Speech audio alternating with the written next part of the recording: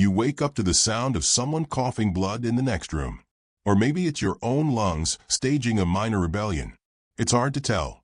Your bed is a sack of straw that smells like old sheep and wet betrayal, and your blanket is made of something that used to be wool before it gave up on life. You slept in your tunic because that's what people do when laundry involves beating clothes with rocks and hoping for the best. Congratulations. It's the 1300s and you're a medieval messenger. Yes, you. Somehow you got this gig. Probably because you're literate, which is rare enough to be considered a superpower, but not rare enough to save you from being constantly covered in mud, horse sweat, and casual plague. Outside your drafty little hut, or possibly a wooden shack glued together with mold and prayer, the sun is just beginning to rise. Not that it matters. You're already awake because the rooster started screaming at 4 a.m. like a feathery alarm clock possessed by demons. You sit up, bones cracking like firewood, and swing your legs over the side of the bed. Your toes hit the dirt floor. Not a rug. Not floorboards. Just dirt. Packed, cold, probably home to at least one extremely judgmental mouse.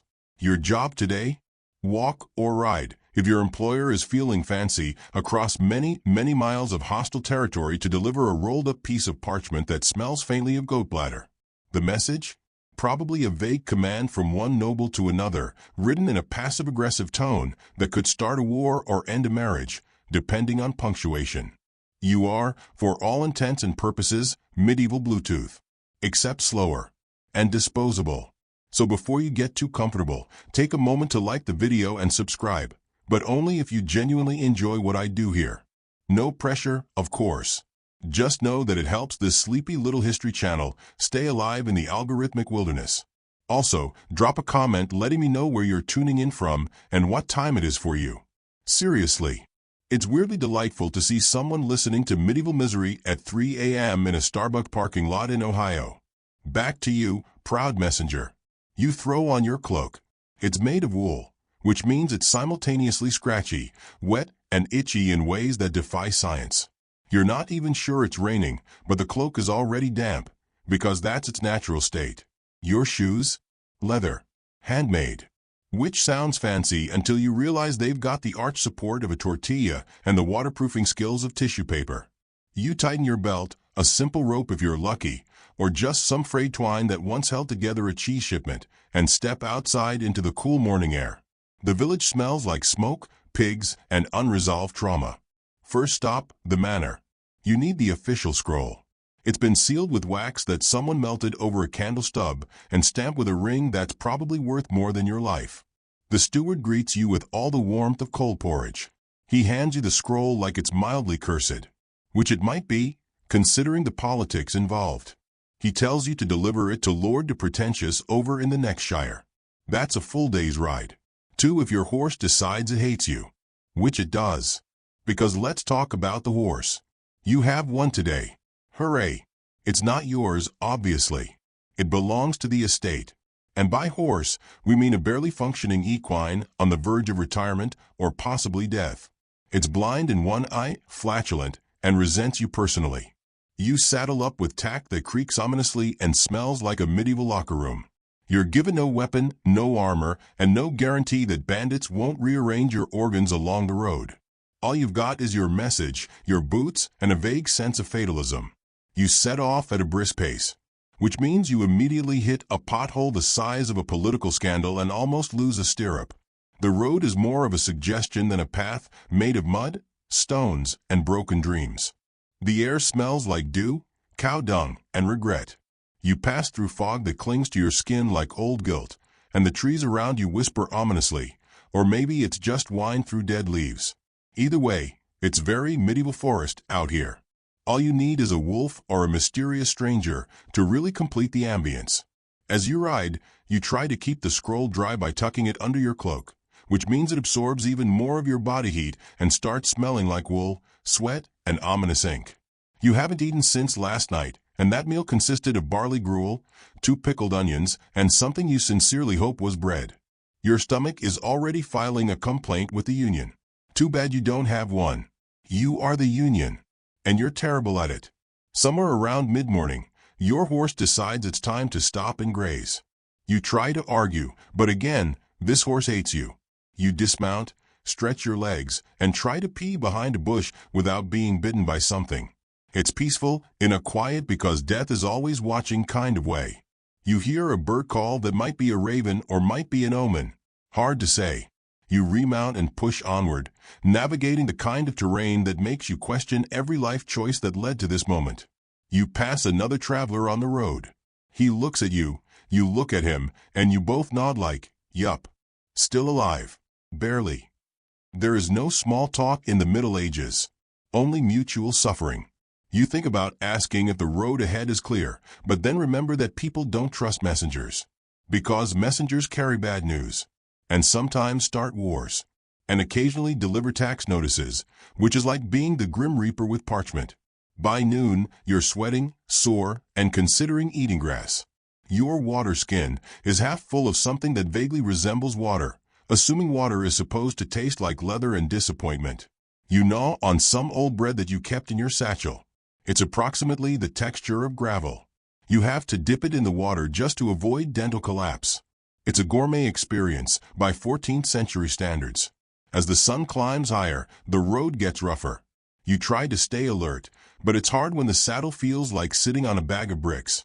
Your legs are cramping. Your back hurts. Your butt is writing angry letters to your brain.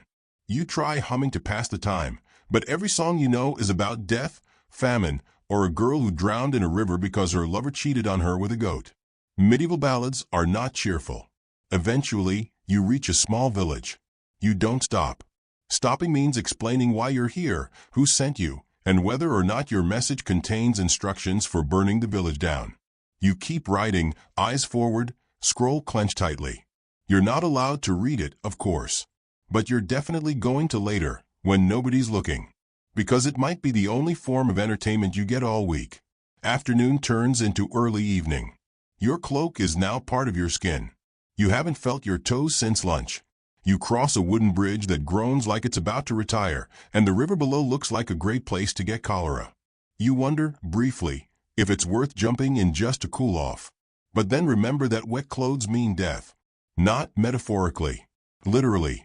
One good shiver, and it's curtains. You arrive at your destination just as the sun starts dipping below the tree-line. The manor is stone, fortified, and guarded by men who look like they've eaten nothing but turnips and aggression since childhood. You show them the scroll. They grumble. One of them sneezes directly onto your sleeve. You are now 47% disease. You're ushered into a cold stone hallway, lit by torches that smell like burning bacon fat.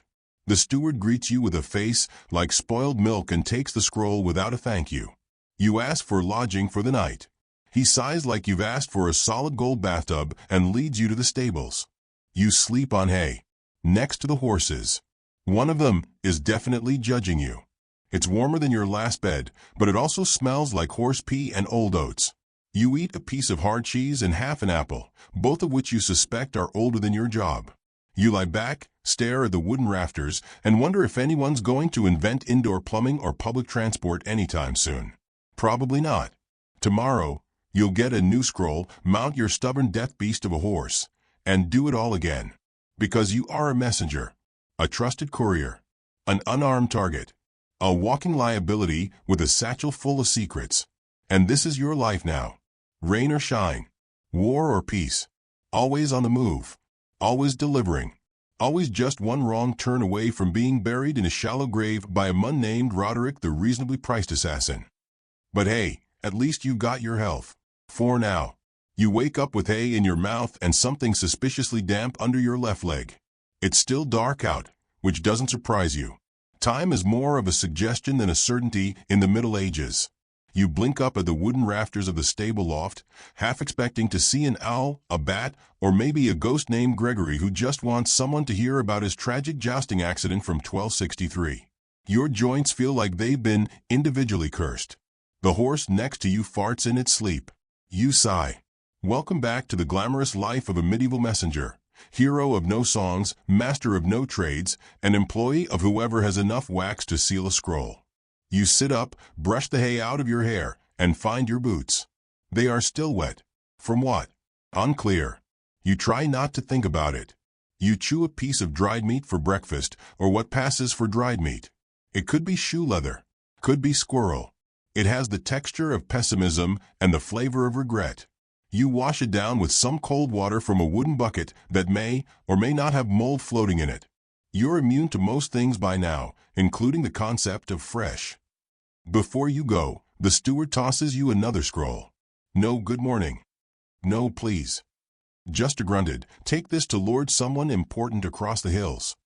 You nod like a professional and tuck the scroll away. You ask for a better horse. The steward laughs. It's the first time you've heard genuine joy from him. You do not get a better horse. Your mount today is the same four-legged disappointment from yesterday. His name, apparently, is Dudley. Fitting. Dudley is already chewing something, probably a fence post, and doesn't even acknowledge your existence. You saddle up, your thighs already screaming in protest, and begin another journey. Another day of being medieval FedEx, except you don't get paid by the hour and nobody leaves you cookies. The road today is less road and more ambitious ditch. It winds through muddy hills, wet forests, and villages that look like they were designed by someone who had never seen a house before but really liked the idea of sticks. You pass peasants. They nod. You nod. No one says anything. Eye contact is risky. Everyone's teeth are terrible, and everyone's life is worse. You wonder briefly what your job actually is. Technically, you're carrying letters. Realistically, you're carrying power. The message you hold could mean a marriage alliance, a declaration of war, or a recipe for goose pie. You have no way of knowing. You're not allowed to open the scroll. But let's be honest, you've opened a few before. Carefully. Skillfully.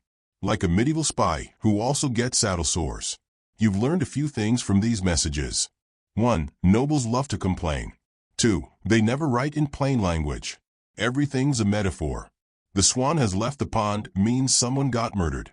The barley wilts before the harvest means they want a tax break. The Lord regrets to inform you usually means someone's about to die. Speaking of which, there's a mun standing in the road up ahead. You slow Dudley down, which isn't hard. He's thrilled to stop moving. The mun is wearing a cloak that's too clean, and he has one of those smiles that suggests your kidneys are about to be auctioned. Bandit? Probably. You consider turning around. But behind you is 20 miles of nothing, and in front of you is a mun with a dagger. You sigh. Again. This job has a lot of sighing. He asks what you're carrying.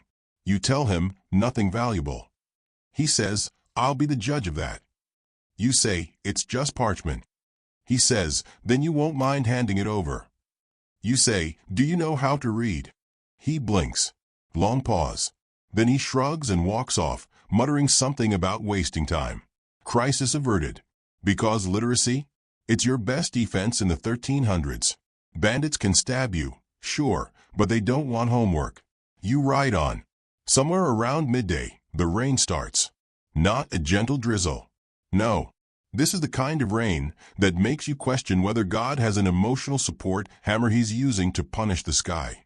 The path turns to soup beneath you. Dudley starts slipping with every step. Your cloak is soaked. Your shoes squelch. The scroll in your satchel? Now double its weight. Possibly sentient. Possibly angry. You stop under a tree. Not for shelter. It doesn't help, but to wipe the mud out of your eyes. Everything is brown. Your hands. Your face. The sky. You're turning into part of the landscape. You nibble on some cheese that you regret instantly. It's hard. And sharp. And definitely made by someone who didn't like you. Still, it's food. You hear wolves. Far off. You hope. Maybe they're just dogs. Very angry, very hungry, medieval dogs with abandonment issues. The next village is abandoned. Or maybe it just looks like that. Hard to tell. Half the houses have collapsed. A chicken stares at you from a roof. No humans in sight. You don't stop. Because this is how horror stories begin. And frankly, you don't want to be the inspiration for some bard's tragic poem about the lone messenger who vanished in a foggy hamlet. So you keep moving. Soggy. Tired. And absolutely covered in things that used to be part of the ground. By evening, you reach a small outpost, barely more than a watchtower with a wooden fence and 2 guards who look like they've been paid in moldy bread and trauma. You tell them who you are. They let you in. Reluctantly. You get a spot by the fire. The fire, by the way, is just 3 burning sticks and the collective rage of everyone around it. You're offered stew. It's mostly water and something that might once have been a root vegetable. You drink it like it's a royal feast. One of the guards asks if your message is for the king. You laugh. Then you cough. Then you laugh again. Everyone stares. You sleep that night on the floor. Again. Your pillow is your arm. Your blanket is your cloak. You dream of clean socks and warm bread, which is a level of luxury equivalent to a billionaire's yacht in your world. The next morning, you mount Dudley again. He bites you. Not hard, but pointedly. The message must go on. Today's route takes you through open fields. The wind is strong. It's the kind of wind that makes your teeth hurt. You wrap your cloak tighter, but it's no use. The wind finds you. The wind always finds you. It gets in your ears, your boots, your soul. You press forward. Midway through the day, you pass a wagon. Broken wheel. 2 peasants arguing over which god they've offended. You offer to help. Not because you're kind, but because it means you get to stand still for 5 whole minutes without feeling your spine liquefy. You lift the wheel. It falls off again. You try not to cry.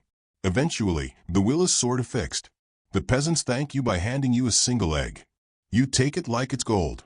You will eat this egg tomorrow. Slowly. Reverently. Possibly while crying. Afternoon becomes evening. Again.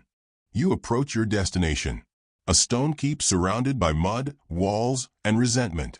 The guards take your name. You give them a fake one. Just in case. You're led to the hall.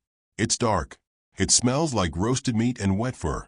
The noble you're here to see is sitting on a throne that's only slightly more comfortable than your horse's spine. You hand him the scroll. He grunts. Reads it. Then crumples it.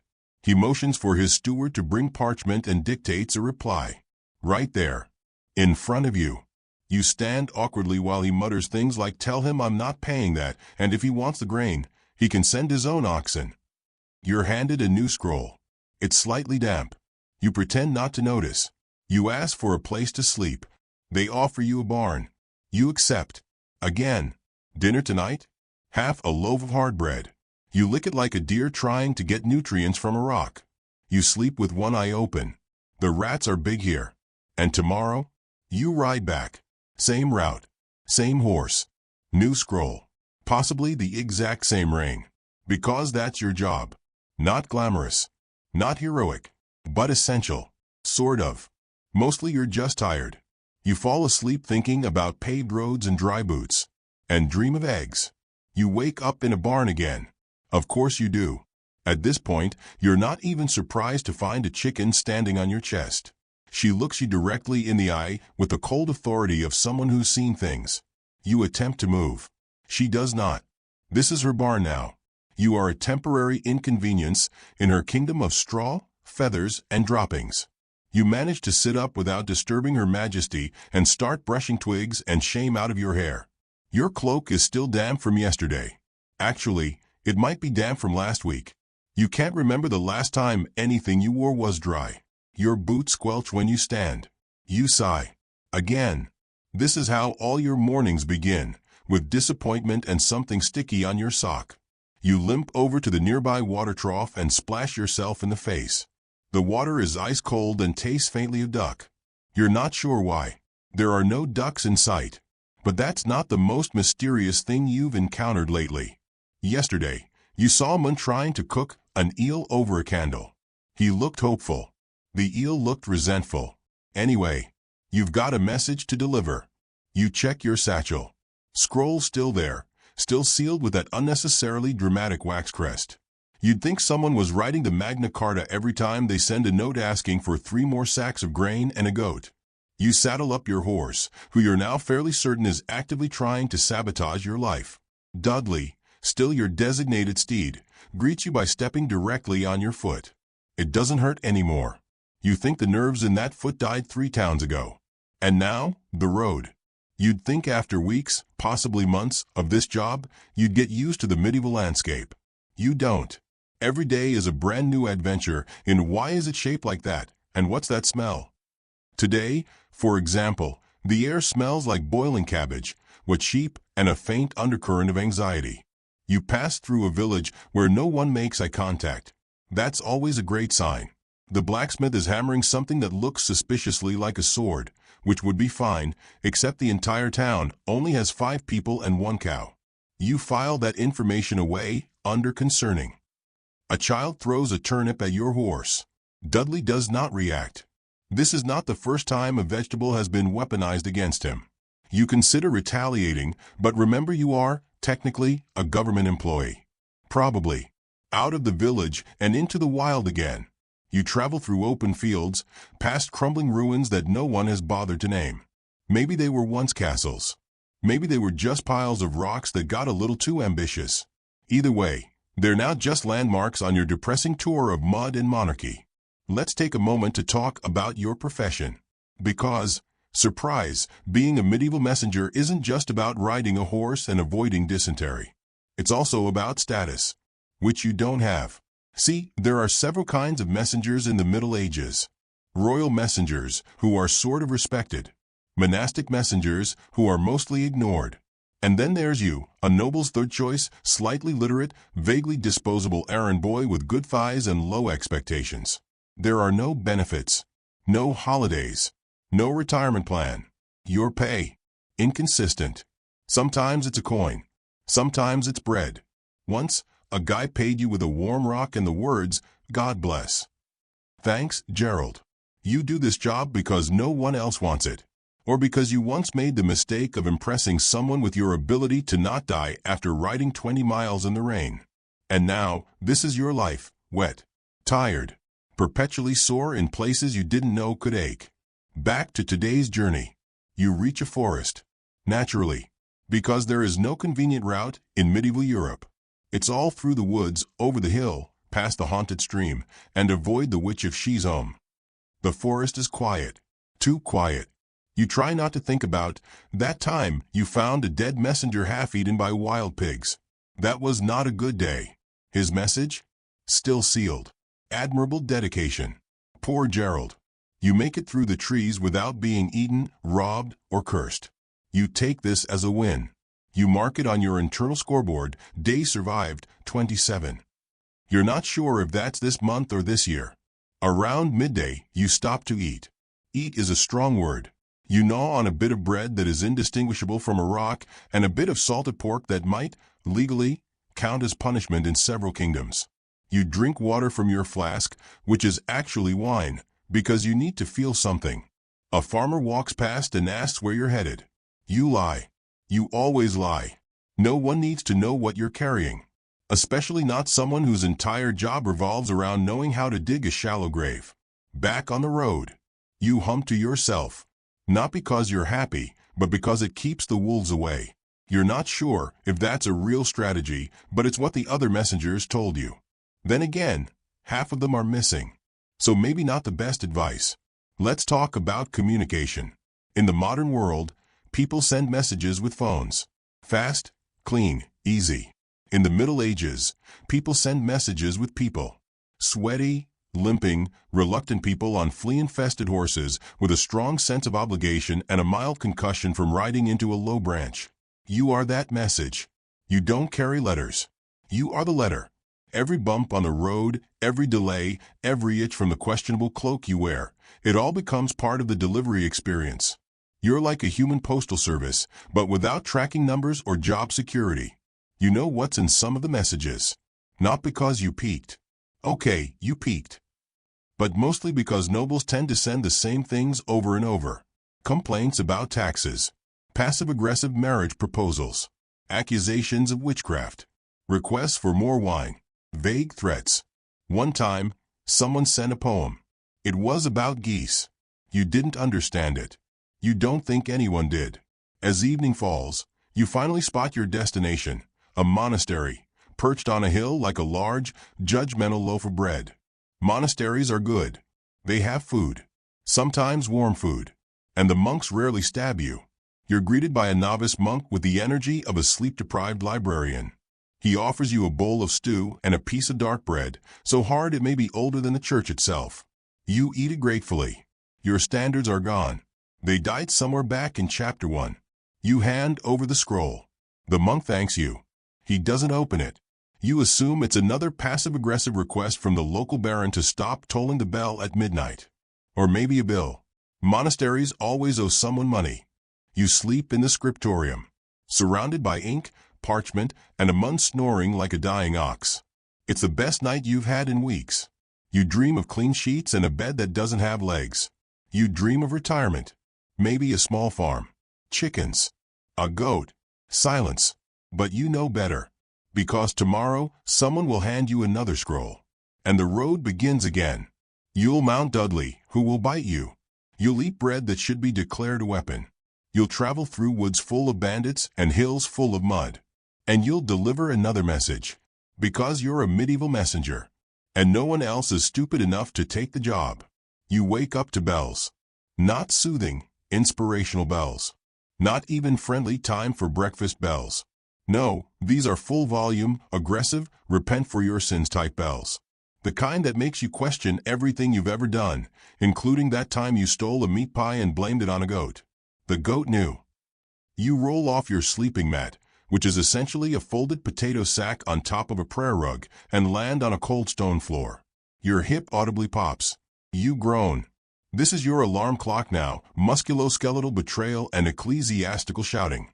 You trudge outside into the pale, washed-out light of early morning. It smells like incense, boiled cabbage, and mild mildew. The monastery courtyard is already buzzing with activity. Monks walking in silent prayer. A chicken screaming at no one. Someone is hauling barrels of something wet and disappointing. You make your way toward the kitchens. You're not technically allowed in there, but you're also not technically not allowed. And besides, you're hungry, underappreciated, and might commit crimes for a warm bowl of oats. A monk hands you a ladle of porridge. It looks like sadness and tastes like despair, but it's warm, and that's enough. You eat while leaning against a cold wall, watching the fog curl around the distant hills like nature trying to erase this place. You can't delay much longer. You've got a new destination. Today, you're headed to a manor house roughly 20 miles southeast, which doesn't sound far unless you've ever tried to ride 20 miles southeast in a world where roads are mostly philosophical concepts and bridges are optional. You collect your new scroll, which is, once again, sealed with more wax than necessary. Honestly, it's less a message and more an attempt to intimidate someone with branding.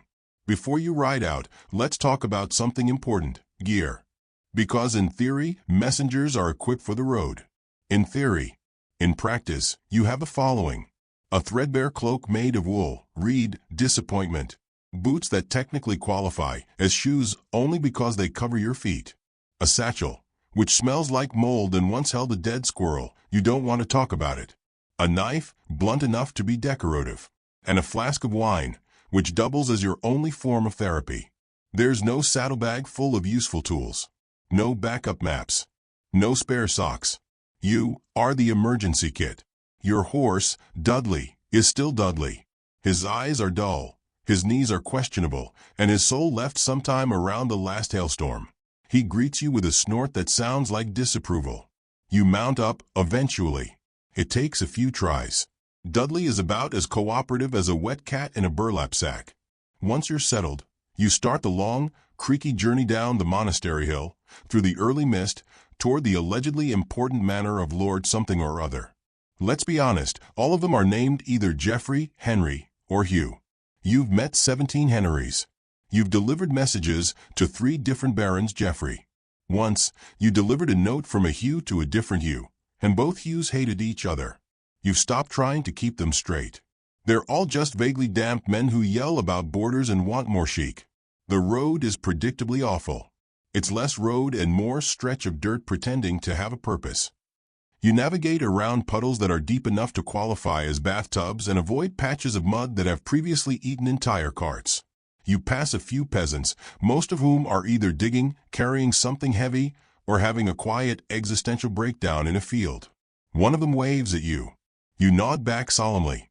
A shared understanding passes between you. Life is pain, and vegetables are currency. You spot something in the distance. A merchant cart, broken axle, one wheel leaning at a suspicious angle. The driver is pacing and muttering. His donkey is judging him.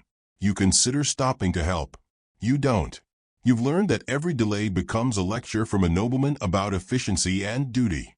Besides, last time you stopped to help someone, they tried to sell you a magic coin and then ran off with your gloves. Eventually, around mid-afternoon, you reach a river. The bridge is gone. Not under construction. Not washed out. Just gone. In its place is a suspiciously thin plank of wood and a sign that says 1 coin toll. There's no toll collector.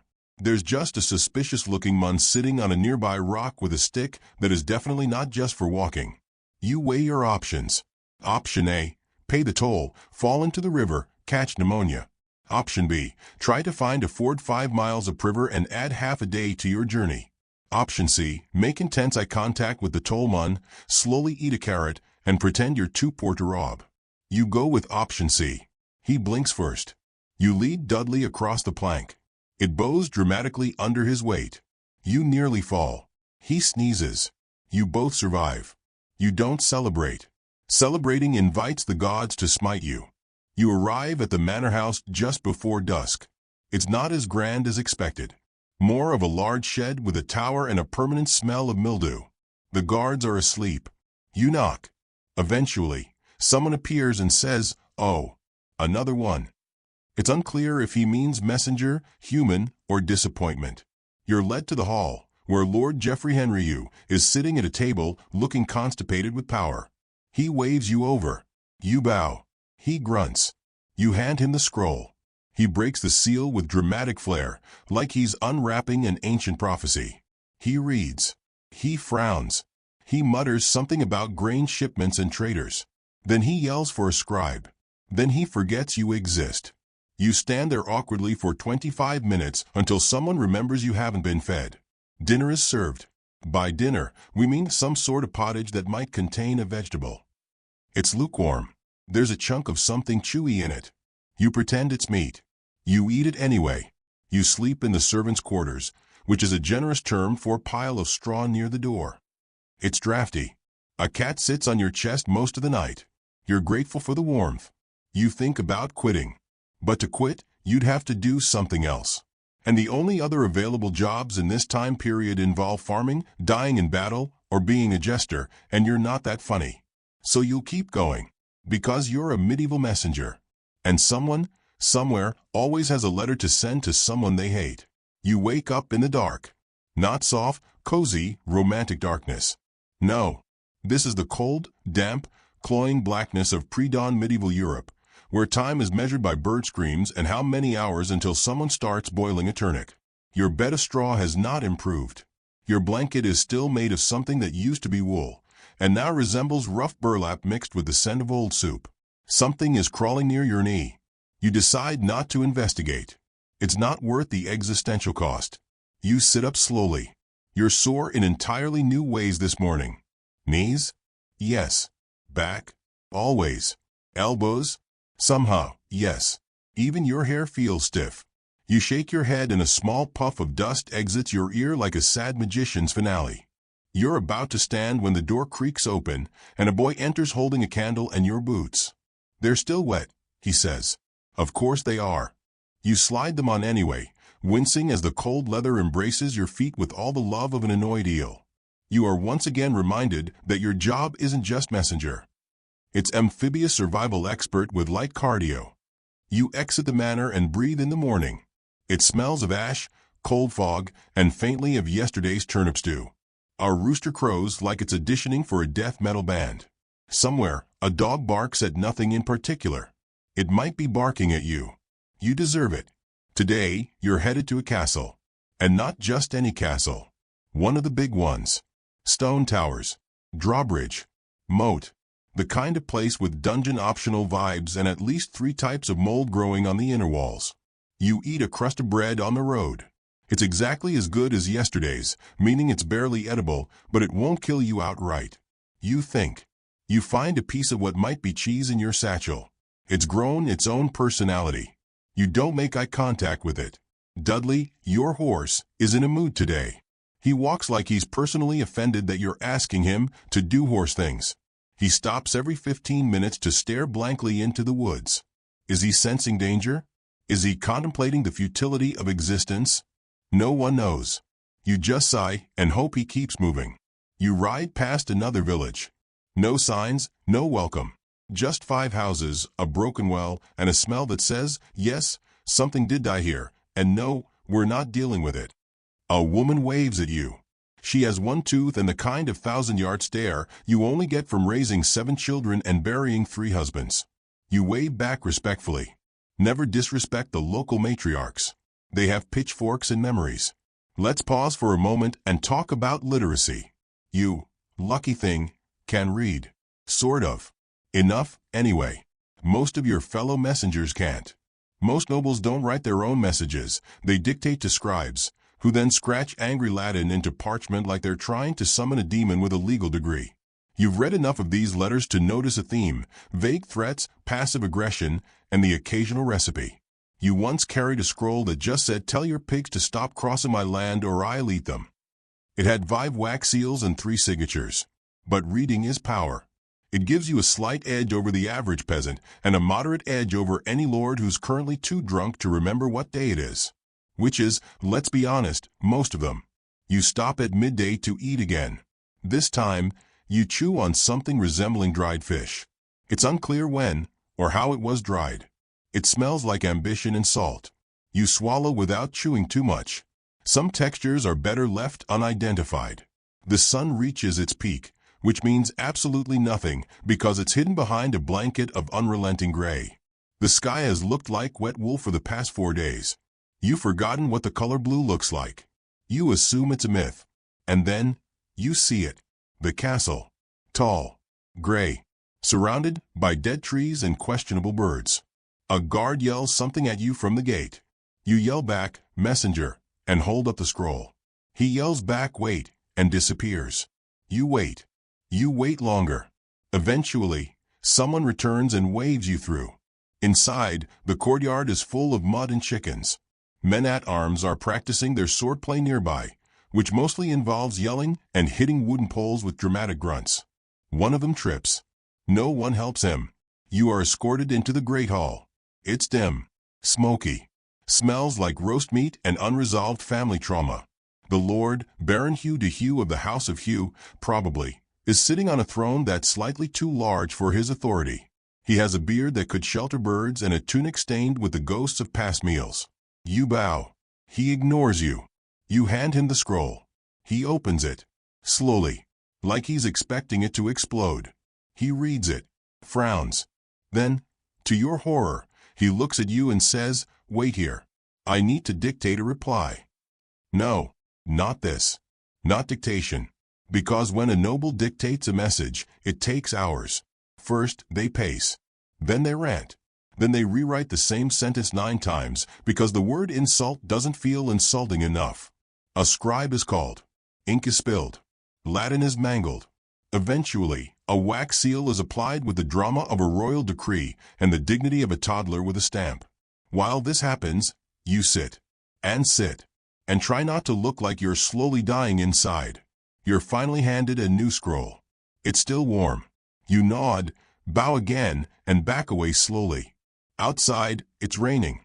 Of course it is.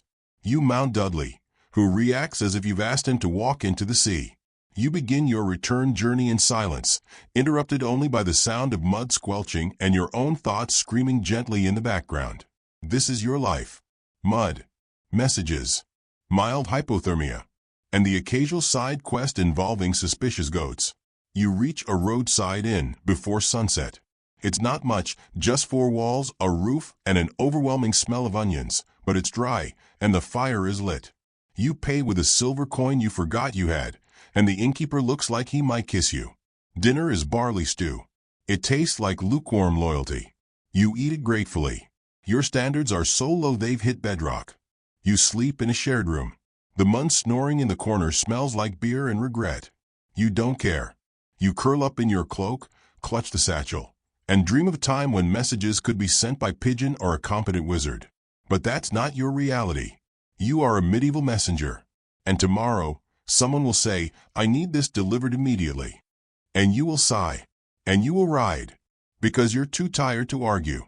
And because you still haven't figured out how to fake your own death convincingly. You wake up to someone throwing up outside your window. It's a charming medieval alarm clock, unpredictable, unsanitary, and full of surprises. The retching is followed by someone yelling he drank the vinegar again, and a goat bleating in what sounds like disapproval. You roll over, consider going back to sleep, and remember you have a job. Unfortunately, you rise from your straw bed like a reluctant ghost. Your joints pop like distant thunder. You pull on your damp boots, which are now developing their own ecosystem, and you silently thank the gods that at least today, the stew smell has faded from your cloak.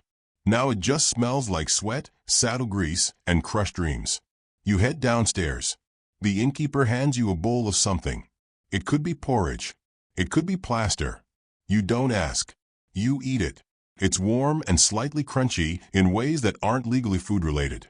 You wash it down with something claiming to be beer, but which tastes like someone filtered regret through a potato. Outside, Dudley is already saddled. You didn't do it. The stable boy didn't do it. Dudley might have done it himself. At this point, you wouldn't be surprised. He gives you a look that says, "We both know neither of us asked for this life." You mount up and ride east. Today's mission is straightforward. Too straightforward. Which is suspicious. You're delivering a message to a bishop. A high-ranking one. The kind of person who owns multiple rings, refers to himself in the third person, and probably bathes more than once a season. This should be a routine delivery. Except you've already heard whispers at the inn last night. "There's another courier on the road," someone said. "Faster horse," someone else added. "Bit of a show-off," another muttered. And that's when it hit you. You have a rival. Not officially, of course. The Guild of Couriers is too disorganized to enforce any rules or rankings. But in practice, there are dozens of you out there, riding across kingdoms, clutching letters like they're made of gold and divine judgment. And some of them, not many, but enough, play dirty. So you ride fast today.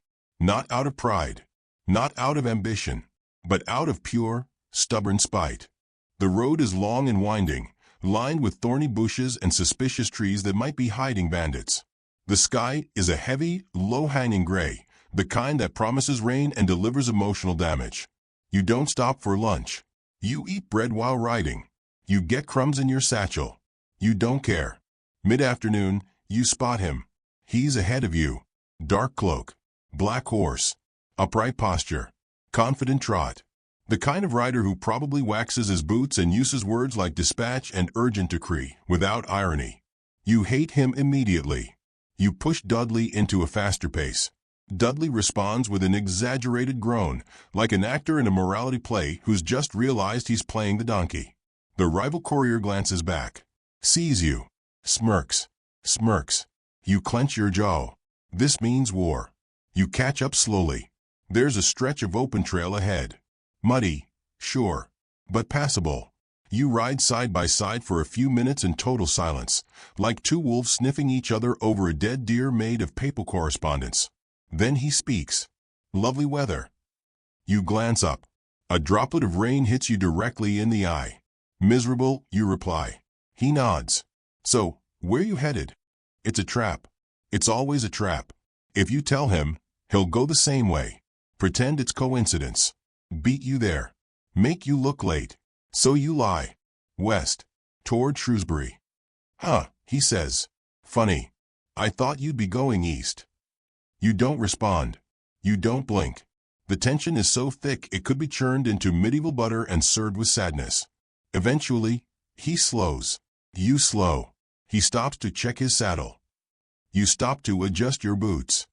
You both know exactly what this is. And then he takes off. Full gallop. His horse kicks up mud like it's personally offended by the ground. You curse softly. Dudley groans. You kick. He trots. That's the difference right there. His horse is a racing steed from Flanders. Yours is. Dudley.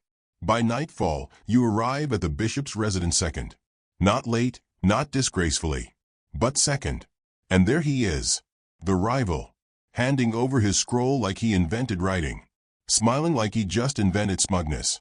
You grit your teeth as the bishop takes the message and waves him toward the kitchens for a hot meal, and you swear this is true, a warm bath. You step forward. The bishop frowns. "You again," he says. Like you're an inconvenience. Like you're a recurring rash. You deliver your scroll anyway. You're dismissed without food. Without thanks. The guards barely acknowledge you. You don't show it. But deep inside your soul, something shrivels. You walk your horse to the nearest stable. You sleep in the hay. You think about your rival's smug face and whisper curses in 6 languages. The Latin ones hurt the most. Let's talk about blame. Because as a messenger, you're always blamed. Always. Late message? Your fault. Wrong recipient? Your fault. Lord misread the letter and declared war on his cousin? Also your fault. You've been accused of theft, espionage, witchcraft, sorcery, and, once, being too literate to be trusted. That last one came from a duke who spelled his own name differently every month. You've been detained for hours by guards looking for contraband.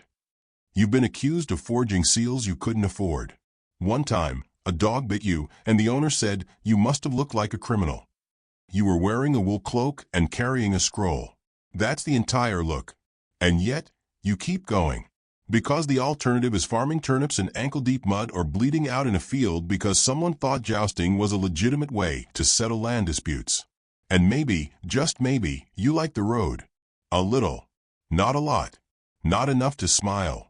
But enough that you miss it when you're stuck behind stone walls listening to nobles bicker about taxes they don't pay. Back on the road the next morning, you pass your rival again. He's stuck at a shallow river crossing. His fancy horse slipped. His cloak is soaked. He glares at you. You nod politely. And ride on. That's the thing about being a medieval messenger. Sometimes the road gets even. But never dry. You wake up with a chicken on your chest. You don't know how it got there. The inn is loud. Someone is yelling about dice. Someone else is yelling about onions. A child is crying. Or laughing. It's unclear. You're covered in hay, feathers, and the unmistakable smell of damp wool and regret. Your boots are missing. Again. You eventually find them near the fireplace, steaming slightly. Someone's been using them to dry herbs. You try not to think about it. You try not to think at all. Today, you're traveling across the border. And by border, we mean that vague and mostly theoretical line where one kingdom's ignorance ends and another's begins. You are headed into foreign territory. And yes, that's as stressful as it sounds. You eat a piece of bread so stale it could be legally classified as masonry. You chew it carefully to avoid dental trauma. You don't have the money for a new tooth. You barely have the money for the soup you're pretending to enjoy. Dudley looks at you as if to say, "Do we have to do this?" You do not respond. You both know the answer is yes. The message today is sealed in red wax, double-tied, and stamped with the personal emblem of some minor lord who thinks his family crest gives him the right to commit grammatical war crimes. You are not told what it says. You are only told to deliver it discreetly to a foreign baron with a volatile temperament. Which is code for, don't mess this up or someone's getting disemboweled. You head east. The landscape changes slowly. The roads get worse, if that's even possible. The trees get taller. The birds start sounding judgmental. You're not sure if that's real or just your imagination, but you feel it in your soul. By midday, you reach a checkpoint. There are guards in unfamiliar colors. They speak a language you don't know. One of them looks at your face like he's considering how it would taste with mustard. You smile awkwardly and hand over your travel papers. They stare at them for 5 full minutes. Then one of them snorts, shakes his head, and waves you through. You don't breathe until you're out of sight. Foreign travel as a medieval messenger is equal parts diplomacy, bluffing, and praying that no one decides you look vaguely suspicious. There are no passports. No international agreements. Just seals, stamps, and a whole lot of facial expressions. You've delivered messages in 5 different languages. You only speak 1.5. The half is Latin. And your version of Latin is what happens when someone reads a legal document backward while choking on porridge. Still, you make it work. The foreign village you pass through looks exactly like your village, except everyone's clothes are slightly different and the chickens seem meaner. The baker glares at you like your existence offends him. You wave. He does not wave back. You try to ask for directions using the 2 phrases you know. You say, slowly and carefully, Baron, Castle, Message. The woman at the market stand stares. You add hand gestures, a little mime, some interpretive dance. Eventually, she nods and points toward the hills. You thank her in 3 languages. She shrugs in 1. You ride for hours. The roads get steeper. The sky gets darker. Your anxiety reaches a spiritual level. At some point, you realize you're being followed by a child on a donkey. You don't ask questions. You simply accept that this is your life now. By dusk, you reach the castle. It's smaller than expected. More of a glorified barn with delusions of grandeur. But it has a banner and a guard with a spear, so technically, it counts. You're let in after much discussion, several misunderstandings, and one accidental insult involving the word for cheese that sounds suspiciously like the word for betrayal. Inside, the Baron's hall is silent. You are the center of attention. Dozens of eyes watch you like you're either a spy or the world's least impressive wizard. The Baron himself is seated at the head of a long wooden table. He is thin, elegant, and dressed like he hasn't done manual labor since birth. He speaks, and a translator steps forward. What business have you in this court? You bow too deeply. Your forehead hits the floor. Everyone stares. You mumble something about being a humble messenger, and slowly, awkwardly, you rise and hand over the scroll. The Baron reads it.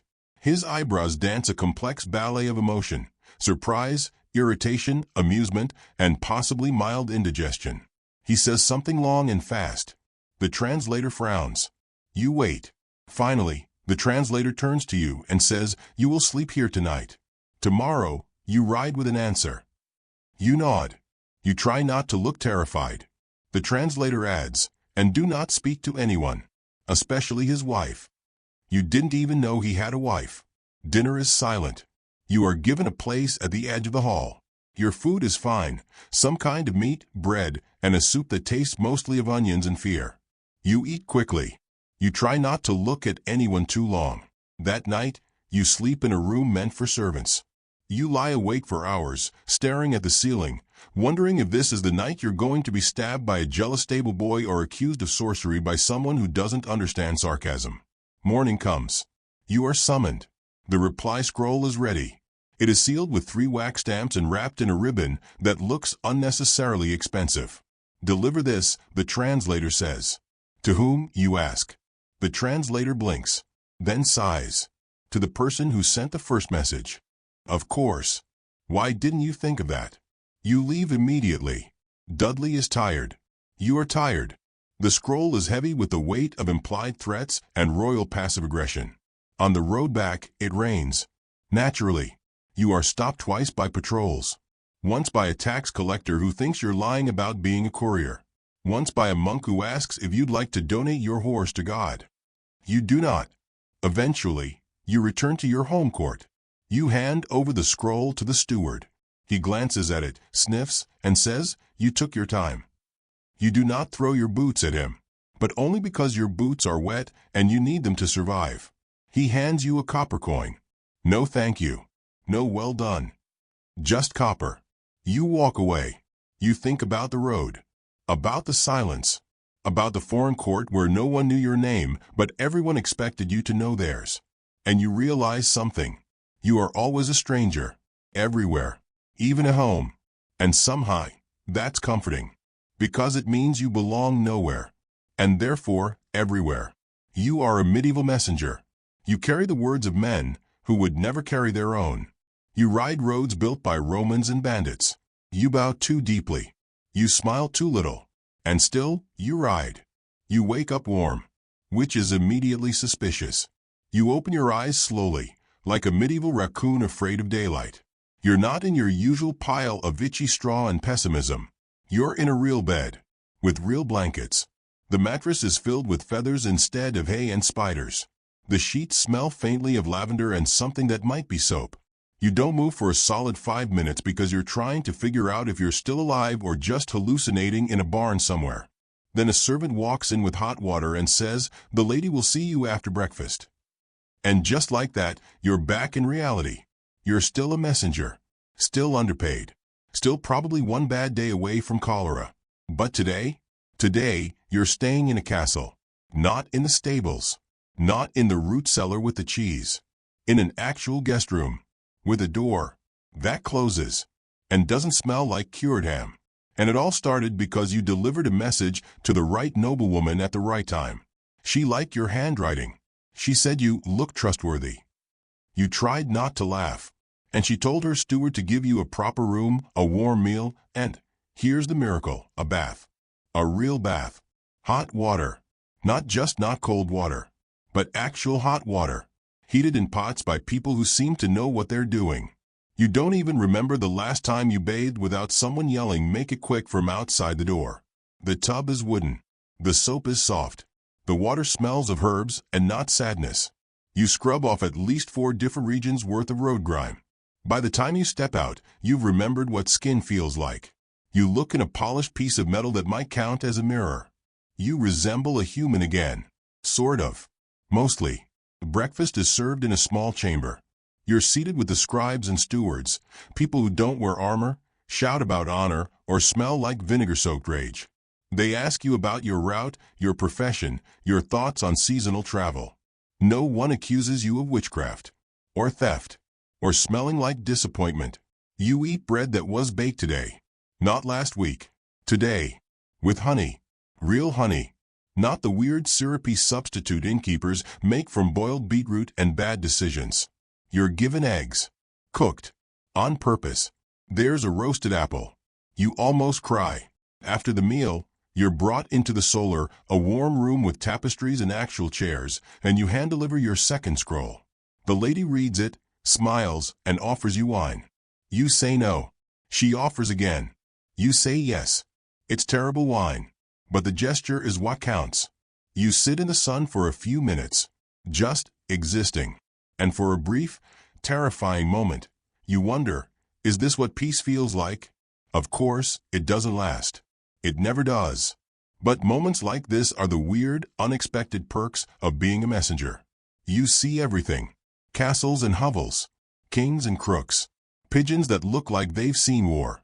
You've been offered coins, bread, a pair of shoes, and, on one memorable occasion, someone's niece. She smiled. You fled. People assume you're a nobody. That's your superpower. They let their guards down. They talk openly. They whisper secrets while you're in the room because they forget you're there. You've heard royal gossip, war plans, love affairs, and one duke's confession about his fear of goats. You've been tipped in silver and shouted at in 6 dialects. You've been blessed by monks, cursed by widows, kissed by a drunk barmaid who thought you were someone else entirely. It's chaotic, but sometimes it's kind of beautiful. Like the time you stayed with a village priest who gave you homemade cheese and read you passages from an old Roman cookbook. Or the time a blind woman gave you a charm she swore would protect you from wolves. You still carry it, just in case.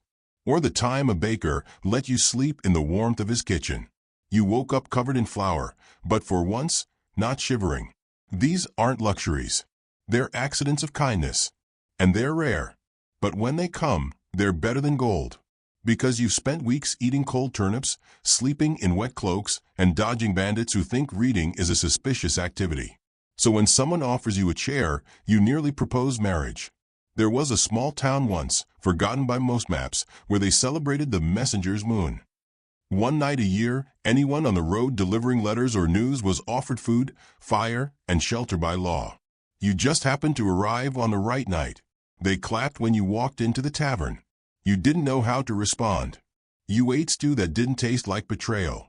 You drank something called raspberry ale that was probably 80% alcohol and 20% hallucination. You slept in a bed so soft you briefly suspected sorcery.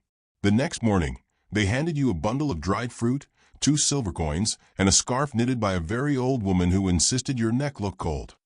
You wore that scarf for years, until it was stolen. By a goose. But that's a different story. There's no job like yours. You are the ghost in the hallway, the shadow on the road, the stranger with secrets no one dares ask about. You've been offered soup and poison, shelter and silence, hugs and threats. You've seen people at their best, generous, kind, hopeful, and at their absolute worst, entitled, cruel, smelly beyond reason. You are the mirror of every place you visit. You reflect the kingdom back to itself. And no one notices. That's the real perk of the job. You're invisible. And in a world this loud, this violent, this uncertain, invisibility is a gift. You wake up to cannon fire. Except there are no cannons yet. Just an extremely loud argument happening about 6 feet from your head between two knights, one donkey, and what appears to be a tax collector in distress. You are on the edge of a military encampment, which is a nice way of saying a bunch of tents, horses, shouting, and unwashed men with swords who are all pretending this is organized. You were sent here with a message for the commander. The letter is sealed with a wax emblem and smells faintly of desperation. You suspect it says something along the lines of, "Please don't invade us. We can talk about the sheik." You are immediately detained by a boy wearing armor 2 sizes too large and a mustache that looks glued on. He demands your credentials.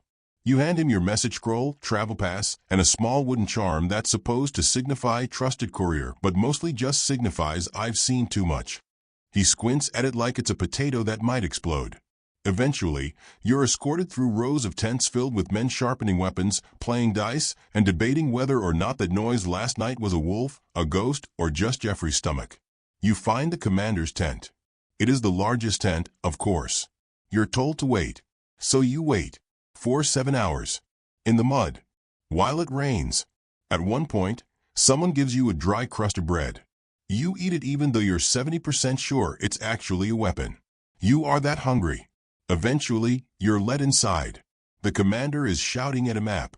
No one else is shouting, but they are all nodding as if he is saying something other than complete nonsense. You wait until someone notices you exist, then step forward and hand over the letter. He reads it. He snorts. He mutters something about peasants with opinions and throws the scroll into the fire. You watch it burn. Slowly. Majestically. Like your hopes. Then he says, "Tell them we'll respond in 2 days." That's it. No note. No reply scroll.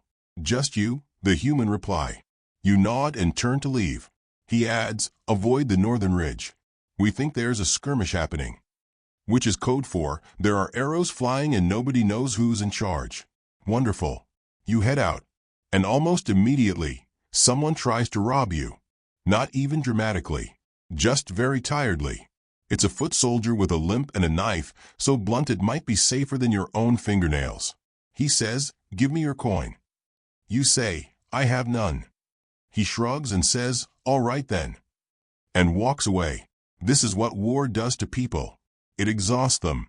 Even the criminals have run out of energy. You ride away, slowly, trying to avoid the northern ridge like you were told.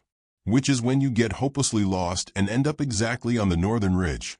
You realize this at the exact same moment an arrow thunks into the tree beside your head. You duck. You swear. Dudley the mule makes a noise that can only be described as existential protest. You gallop, technically. Dudley's top speed is somewhere between amble and contemplate, but you both do your best. The sound of battle echoes in the distance. And it is not glamorous. There is no rousing music. No heroic speeches. Just the sickening crunch of metal against flesh, the scream of a man who thought he was invincible until 5 seconds ago, and the smell. Oh, the smell. Blood, sweat, mud, and something that might be very old cheese. You ride past the edge of the skirmish. You don't look back. You don't stop. You don't want to become a hoopsie casualty in someone's noble saga. You reach a village by nightfall. Half the houses are boarded. The other half are missing roofs. The people stare at you like you're a ghost with bad news. You are. You ask for shelter. The blacksmith lets you sleep in the forge. You curl up near the embers, and the warmth almost makes you cry. But then someone coughs, and you remember where you are. War isn't just in the field. It's in the silence of these villages. In the eyes of the old woman staring into her empty basket. In the cracked doorways, the empty wells, the quiet children. And you, messenger, are part of this machine. You carry words that lead to fire. You're told not to ask what's inside the scrolls. But sometimes they fall open. Sometimes you see things. Orders. Demands. Ultimatums. You delivered one once that simply read, "Burn it all." You were 23. You try not to think about it. The next day, you pass another army camp. This one belongs to the other side. They stop you. Search your bag. Ask too many questions. A knight leans close and says, "Tell your lord we are not afraid." You don't respond. Because you're not supposed to say anything. You're just a paper boy. Only this paper is soaked in politics and blood and 100 misunderstandings pretending to be strategy. You move on. You deliver the message. The steward sighs when he hears the commander's verbal reply. "He said 2 days," he asks. You nod. The steward groans. "It's already been 4. You blink. You spent 4 days dodging arrows and bad soup for a message that is already late. This is the reality of wartime messaging. Delays. Confusion. Horses that decide to lie down in protest halfway through a forest. Once, you delivered a message that simply said, "Surrender," only to arrive and find the town had already been conquered 3 days earlier. Another time, you brought a peace treaty to a man who had been killed the night before. You are always late. Because everyone is late. War is a game of missed appointments and extremely permanent consequences. But still, you ride. Because someone has to. Because pigeons are unreliable, ravens are moody, and no one trusts a man on foot anymore. You are the spine between 2 nervous systems. You carry war and peace, and occasionally, the king's awkward apology for insulting someone's hat. You don't wear armor. You don't carry a sword. But you are always at the front line. And you always survive. Because you must. Because if you don't, who will tell the next story? You wake up. But your body doesn't. It's still lying there, wrapped in a damp blanket that smells like mothballs and betrayal. Your muscles feel like someone replaced them with bad rope. Your joints are arguing with gravity. Your left eye twitches when someone says urgent message. You are, officially, done. But of course, you're not allowed to be done. Because you have another message to deliver. This one is urgent. Like they all are. Everyone says their message is urgent. Even the one that turned out to be a birthday invitation for a bishop's cat. You sit up. Slowly. Like a man whose soul has quietly packed its bags and left. You ache in places you forgot existed. Your back sounds like a sack of walnuts every time you move. And your knees? Your knees have started to make their own decisions.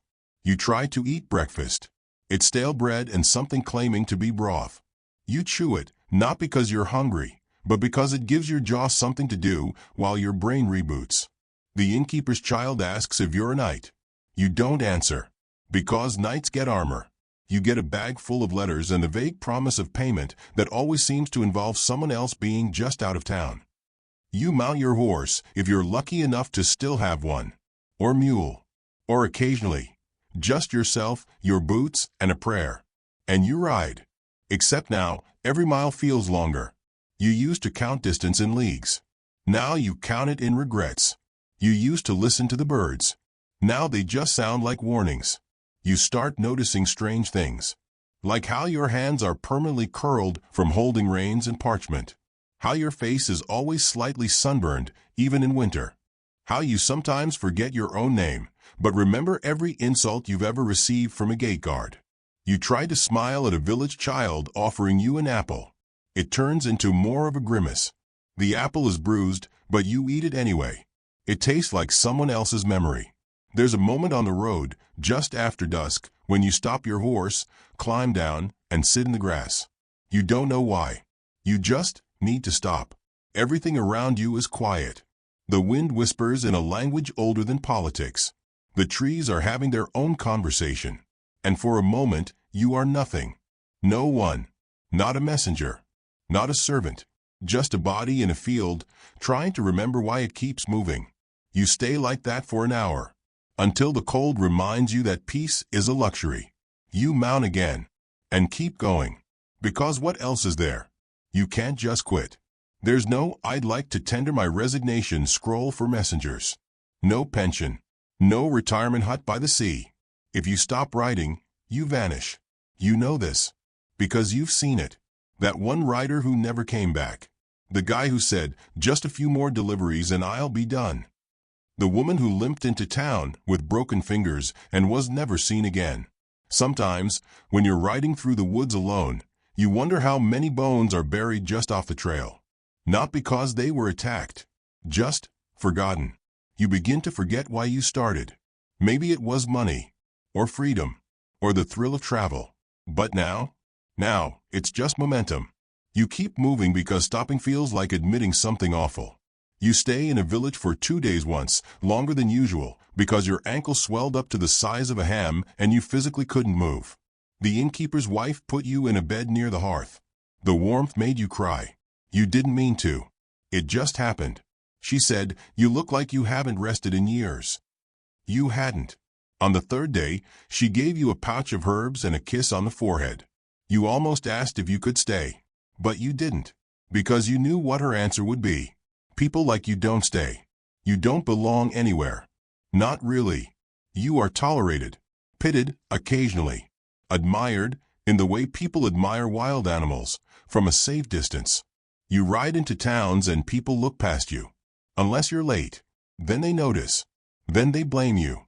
One time, you arrived a day behind schedule and a Lord Steward screamed in your face until you threw up. The message was a wine order. Not even a royal one. Just wine. For a feast that had already been rescheduled. You've never hated grapes more. Your friends are few. Most of them also ride. You pass each other on the road, exchange exhausted nods, sometimes share bread, sometimes don't say anything at all. There is an understanding among messengers. A silent code. We are alive. For now.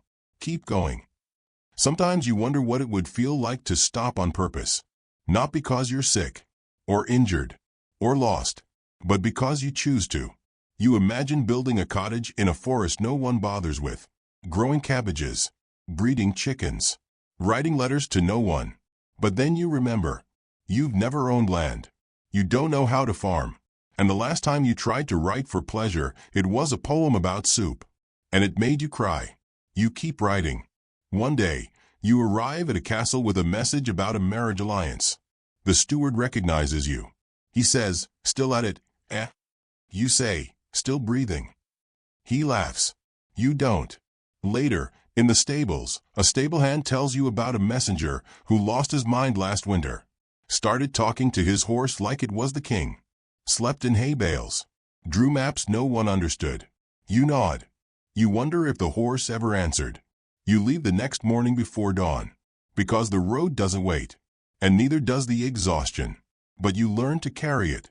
Like another scroll in your bag. Another invisible weight. You keep going. Because you don't know how to stop. Because in a strange way, the road is home. Even if it never lets you rest. Even if it breaks you slowly. You are a medieval messenger. And burnout is just part of the job description.